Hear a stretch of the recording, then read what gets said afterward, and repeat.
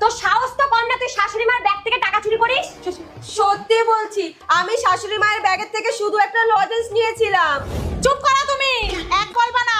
আমার ব্যাগে কোনো লজেন্স ছিল না।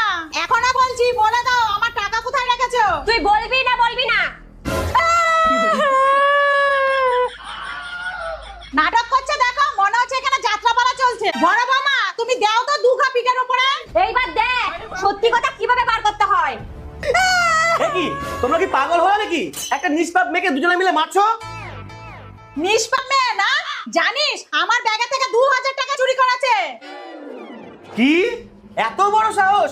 তুমি আমার মায়ের ব্যাগের থেকে টাকা চুরি করেছো? বৌমনি, বেলটা দাও তো। চলো ঘরে, তোমাকে দেখাচ্ছি। এরকম শিক্ষা তোমাকে কে দিয়েছে? আমাদের বাড়িতে থেকে চুরি?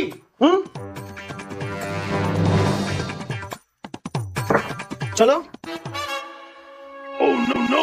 ওই দাও। এই নাও। এ কি 1500 কেন?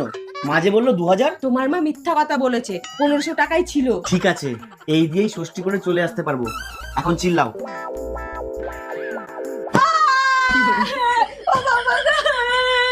আমাকে মেরে ফেললো গো। দিদি বাঁচা। মা এইবার কি হবে? মাত্র 2000 টাকার জন্য মেয়েটাকে এইভাবে মারবে? আপনি কিছু করুন না। আসো আমার সাথে।